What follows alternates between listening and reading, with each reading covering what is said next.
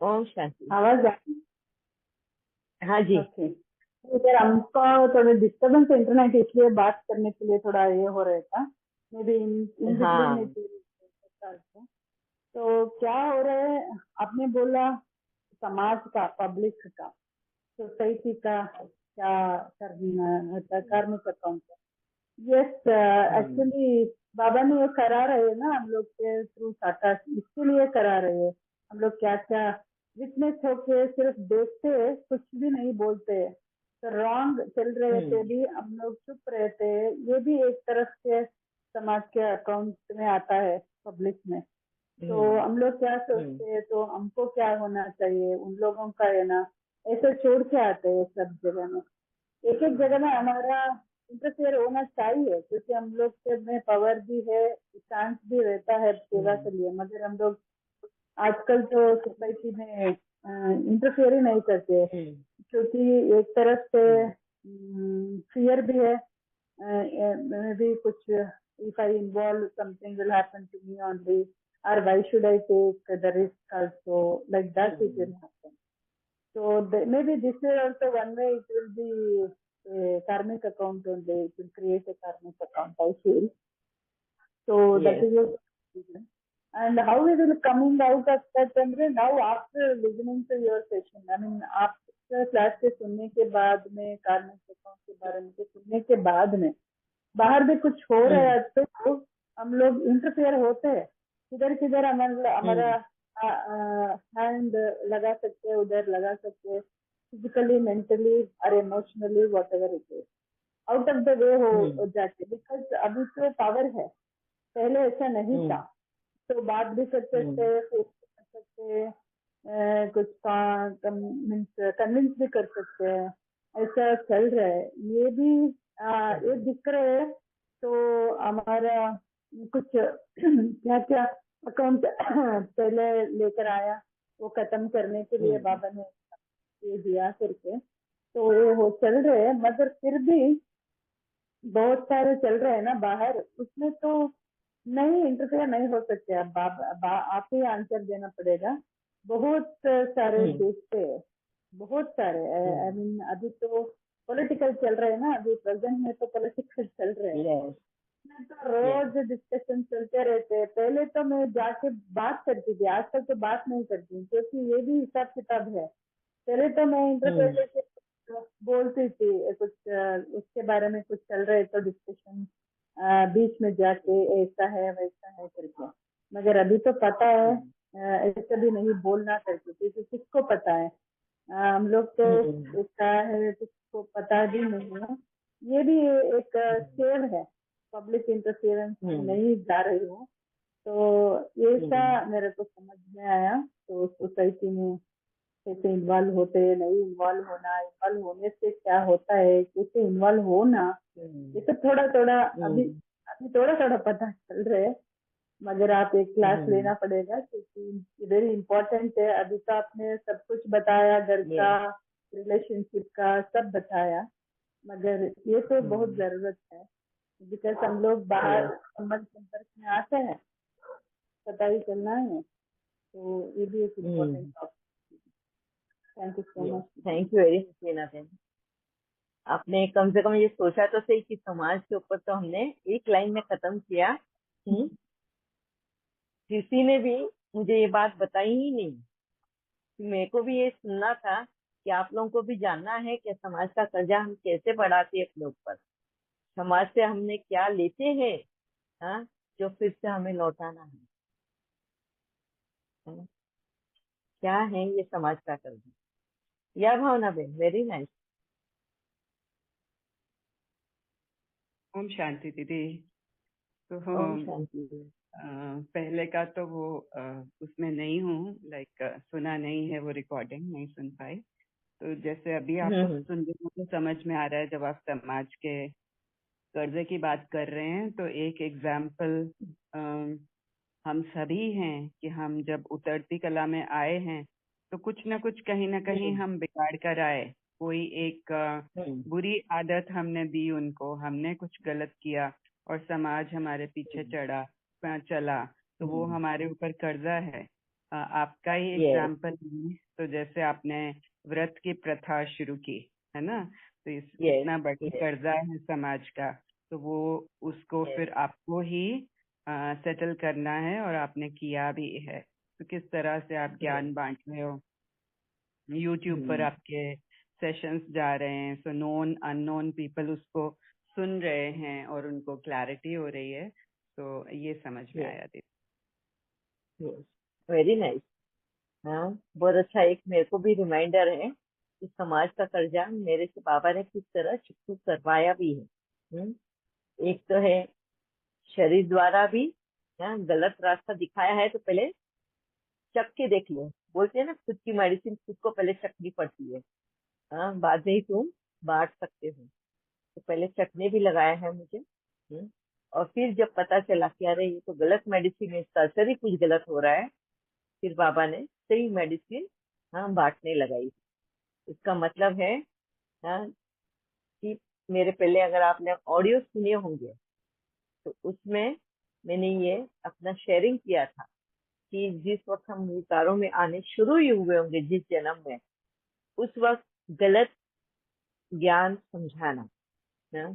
कहीं ना कहीं हमें नॉलेज होता है, मगर उस नॉलेज को सही ढंग से अगर हम नहीं समझाए, और सामने वाले ने सही ढंग से लेकर अगर आगे नहीं बढ़ा है, हाँ, तो उसका बैकफायर हमें होता है।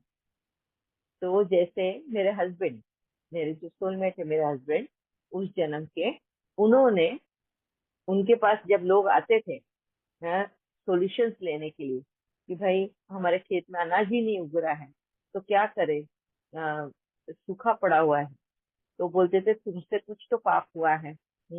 अनाज को बहुत नुकसान पहुंचाया कुदरत को, इस वजह से आपके खेत में नहीं उग रहा है, तो आपको अभी फास्टिंग करनी होगी। है, इस तरह से उन्होंने उनको सॉल्यूशन दिए। अब फास्टिंग क्यों करनी है? भाई शरीर ने तो कोई बिगाड़ नहीं किया है ना, शरीर को क्यों सजा देनी है? नुकसान तो एक आत्मा ने किया हुआ है, तो सजा एक आत्मा को होनी चाहिए, शरीर को क्यों देनी चाहिए? मगर मेरे हस्बैंड ने उस वक्त में, उस जन्म में, हाँ, मेरे युगल ने उनको शरीर द्वारा सजा दी। और यही रॉन्ग प्रथा, कुदरत में हस्तक्षेप, मतलब इंटरफियरेंस इन नेचर। नेचर की जो मर्यादाएं होती है, नेचर की कुछ कायदे कानून होते हैं, उनके अंदर अगर हम इंटरफियर करते हैं उनकी साइकिल में, तो वो बहुत जबरन हमें बैकफायर होता है। मतलब बहुत जबरदस्त बैकफायर होता है, जो आज इस जन्म तक मैं भुगत रही हूँ। पिछले जन्म में भी मैंने भुगता है, उसके भी बारे में मैंने आप लोगों के साथ में शेयर किया कि किस तरह से मुझे खाने के लिए तरसना पड़ता था। वेजिटेरियन खाना ही नहीं मिल पाता था मुझे, और कितने ही मैं दिनों तक भूखा रहकर ही मैं ये चुप किया है हिसाब किताब। और आज तो आप लोगों के सामने ही हूँ। सिर्फ चाय पे पिछले 13 साल से हूँ, है ना। तो जो हम कुदरत का जो रास्ता, बताया हुआ रास्ता है, उसी को अगर मोड़ देते हैं हम, है, तो उसका बहुत जबरदस्त हमें भुगतना होता है। तो आज अगर आप वर्ल्ड में देखते हो, हर जगह पर हाँ, पाप एक आत्मा करती है, मगर भुगतना एक शरीर को पड़ता है। हाँ, एक पाप जब एक आत्मा करती है तो उसको ग्लानि होती है, कहीं ना कहीं।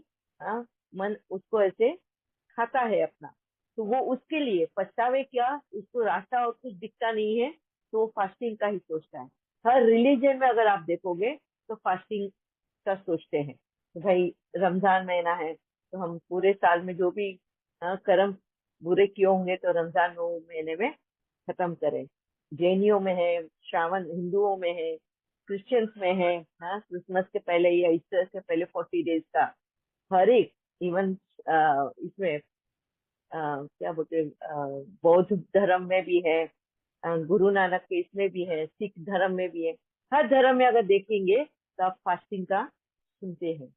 मैं इसका मूल जो है ना, वजह कौन बनी? मैं और मेरी विजन। तो कितना समाज का कर्जा था कि एक जन्म ही काफी नहीं है वो कर्जा चुकता करने के लिए। जन्म जन्म से वो कर्जा चुकता करते आ रहे हैं। ये है समाज का कर्जा, जो भावना बहन ने अभी एक पॉइंट सामने रखा। हम समाज से ले क्या रहे हैं, और रिटर्न में हम समाज को दे क्या रहे हैं। अब बता पाएंगे आप लोग हम समाज से क्या क्या लेते हैं? हाँ जी मोनी सिंह, आपको भी कुछ शेयर करना है? यस। जी दीदी, ओम शांति। हाँ आपकी जी। भी मैंने पिछली क्लासेस कुछ अटेंड नहीं कर पाई, ना ही रिकॉर्डिंग सुन पाई थी, लेकिन अभी जैसे ये समाज का कर्जा, तो यहाँ पे ये लाइट आ रही थी कि जैसे बहुत सारे परंपराएं या जो भी अंधश्रद्धाएं कहें, कभी अननोइंगली और कभी अनविलिंगली हम लोग करते हैं।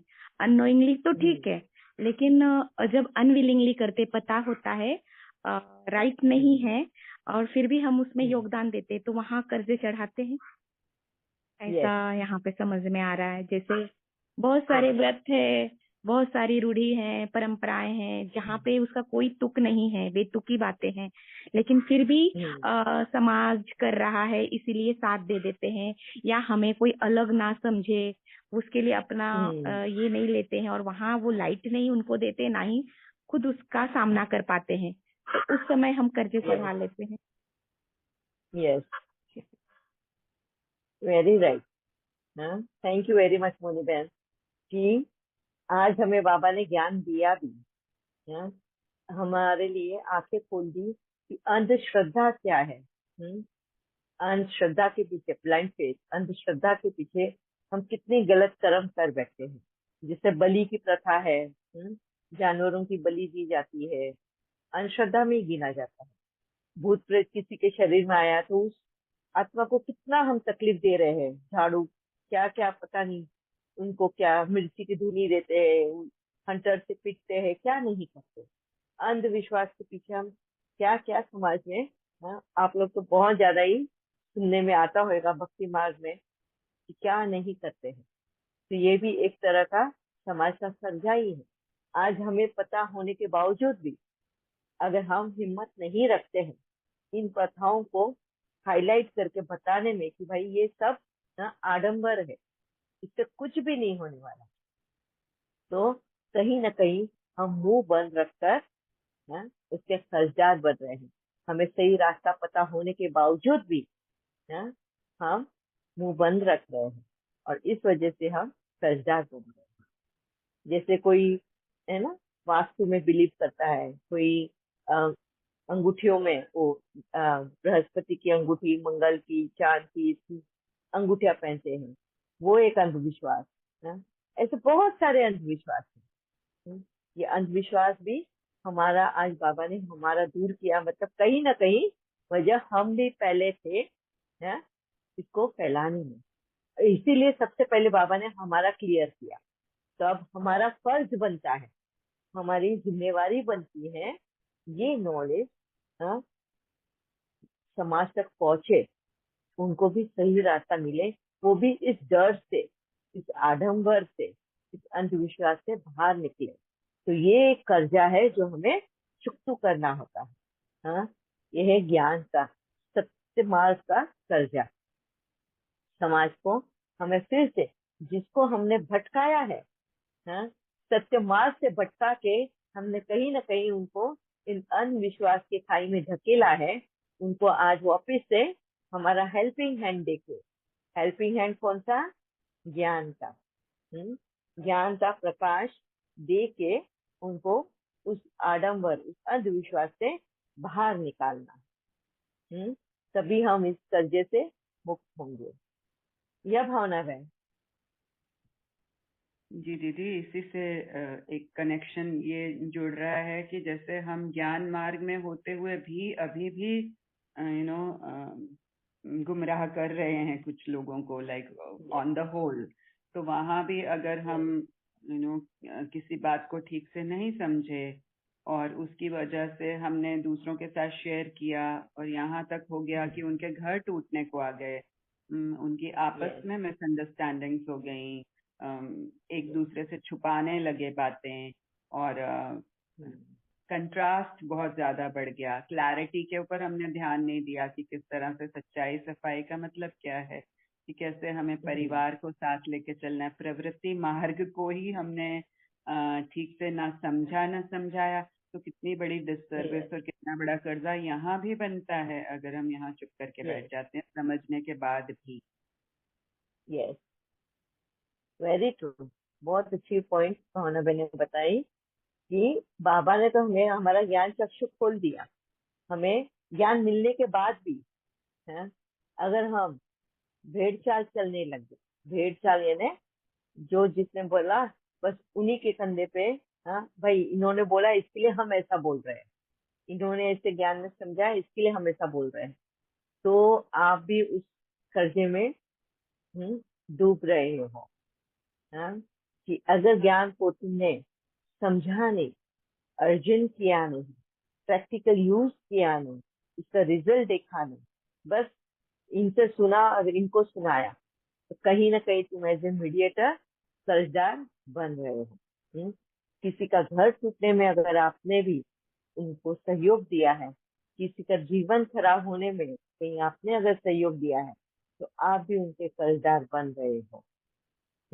इसके लिए बाबा बार बार मुरली में बोलता है, जब तक तुम खुद उसका अनुभव नहीं करते, तुम खुद वो रास्ता तय नहीं करते, हाँ, तब तक ज्ञान को संपूर्ण रूप से मत समझाओ।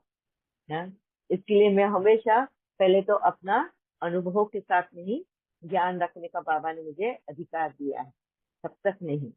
और दूसरा, आप लोगों को सही ढंग से वो बात समझ में आई कि नहीं आई, इसके लिए मैं आप लोगों को बहुत बार अपॉर्चुनिटी देती हूँ, चांस देती हूँ कि आप सामने आके शेयर करें उसको। आपने जो भी अपने अनुभव किया, अपने यहाँ से अर्जन किया, ज्ञान प्रैक्टिकल में समझा और अपने जीवन में प्रैक्टिकल में लाए, तो उसका असर क्या हुआ है, क्या सही है नहीं है, क्योंकि अभी तक आपको उसका अनुभव नहीं है, बराबर। अगर आप आके यहाँ पर शेयर करते हो, हाँ, सही कर रहे हो नहीं कर रहे हो, तो ये तो बहुत अच्छी बात है। मगर मैं उस कर्जे से मुक्त होती हूँ जब जब मैं आप लोगों को चांस देती हूँ कि आप आओ, आप बताओ, आपके अनुभव शेयर करो, या आपका क्या क्लैरिटी चाहिए, आपको डाउट है कुछ है तो आप वो शेयर करो। है, जब मैं यह चांस देने के बाद में अगर आप लोग नहीं आते हो, है, और आपने जिस तरीके से समझा उस तरीके से अगर आपने इस ज्ञान को ले लिया, तो मैं उस कर्जे में नहीं बनती।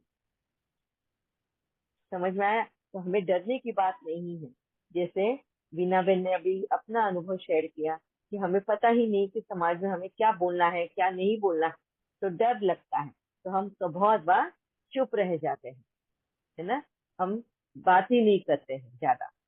क्यों? क्योंकि बाबा ने कहा जब तक तुमको उसका रिजल्ट नहीं मिला, जब तक तुम्हें उसका अनुभव नहीं हुआ है, हाँ, तो तुम क्या बताओगे कि हाँ हमने प्रतिभा बेन से सुना है ऐसा ऐसा, तो ये है, इनसे सुना है ये, तो आप कहीं ना कहीं आप भी तो मीडिएटर बन गए ना वो नॉलेज शेयर करने में। है, तो बाबा बोलता है नॉलेज सुना ना, तुम उसको अपने अंदर धारण करो, करके देखो उसका असर क्या हुआ है, और तुम्हें अगर ऐसा लगता है कि भाई इसका असर तो गलत आया है, तो शेयर करो इधर आके, कहाँ गलती किया है उस बात को समझ में आएगा। जैसे फॉर एग्जाम्पल, बीच में हुआ था कि कोई भी प्रसंग हो, कैसी भी सिचुएशन आए, झूठ नहीं बोलना है, हमेशा सच्चाई का ही रास्ता अपनाना है। तो बहुत बार ऐसा होता है कि लोग क्वेश्चन करते हैं कि दीदी एक को कैंसर हो गया है, अभी उसने मुझे पूछा कि उसको कैंसर है, तो वो पूछ रहा है कि उसको बीमारी क्या है, मुझे पता है कि उसको कैंसर हुआ है मगर घर वालों ने मना किया बताने को, तो अब ऐसे वक्त में हम क्या करें? उसको सच बताए या नहीं बताए? तो ऐसे जब तुम्हारे सामने सिचुएशंस आती है, अगर आप आते हो बताते हो कि दीदी ऐसे ऐसी सिचुएशन आई है, इसमें हमें रास्ता क्या है, नहीं अगर मुझे नहीं पूछना है तो आप बाबा से पूछिएगा, कनेक्ट होइए बाबा से। बाबा अमृत वेला में आपसे कनेक्ट होता ही, बाबा तो 24 घंटे कनेक्टेड रहता है आपसे, पर आपको कनेक्शन बाबा के साथ में करना है ना। शिव बाबा, शिव परमात्मा आपको सही गाइडलाइन देगा कि ऐसी सिचुएशन जब तुम्हारे जीवन में आती है कि उस सच को किस तरह आपको बताना है, वो हुनर भी आपको सिखाएगा। अगर सच्चाई, बाबा बोलता है सत्य का ही मार्ग अपनाना है, सच्चाई ही सामने लानी हाँ, तो हमें ये नहीं सोचना, एक एक सेकंड के लिए भी नहीं सोचना, पॉइंट ऑफ सेकंड के लिए भी कि मुझे क्या करना है, यहाँ पे झूठ बोलूं, सामने वाले को तकलीफ होगी, सामने वाले को ये होगा, नहीं। मगर वो एक कला है, एक कला है सत्य को भी सामने रखने की। जैसे मैं एक एग्जांपल देती हूँ ब्रह्म बाबा का। हाँ, ब्रह्म बाबा के सामने अगर कोई बहुत खाना बना के लेकर आए या कुछ ड्राइंग करे या कुछ लेकर आए, ब्रह्म बाबा को पूछे कि बाबा इसका टेस्ट कैसा है, तो ब्रह्म बाबा ने कभी ये नहीं बोला इसमें नमक कम है या क्या है। हाँ, ब्रह्म बाबा कैसे उनको बताते थे, सच्चाई बतानी है तो कैसे बताते थे, ये कला, ये हुनर सीखना जरूरी है। वो ये बोलते थे खाना तो आपने इतनी मेहनत से बनाया है, इतना स्वादिष्ट बनाया है, मेरा मन तो तृप्त हो गया है, मगर दूसरे जब खाने में आएंगे ना तो शायद उनको नमक कम लगे इसमें। तो आप चख लेना, और आपको अगर ऐसा लगे कि नमक कम है तो आप डाल दीजिए। कितने सुंदर तरीके से बताया है। किसी की ड्राइंग में अगर बराबर बना है नहीं बना है तो क्या बोलते थे बाबा, उनको पूछते थे कि बाबा मेरा ये चित्र बना, पिक्चर मैंने ड्रॉ किया है, बराबर अच्छा लग रहा है, तो ब्रह्म बाबा क्या बोलते थे, हाँ, तुमने बहुत मेहनत से बनाया है, जो चीज आप बना नहीं पा रहे थे आज आपने कोशिश की है बनाने की, बहुत सुंदर भी बनाया है ना। पर यहाँ पे ये जो लाइन टेढ़ी है ना, इसको अगर आप इस तरीके से करोगे तो वो और भी सुंदर नजर आएगा, है ना। ये नहीं बोला ब्रह्म बाबा ने, अरे तेरे को तो ड्राइंग ही नहीं आती है क्या, ऐसे झाड़ बनाते, ऐसे पंछी बनाते हैं, नहीं, सत्यता भी बोलनी है। हाँ, बस किस तरीके से रखना है सामने वाले का, दिल भी न टूटे और सत्य भी सामने आए। हाँ, ये हुनर बाबा हमें सिखाता है।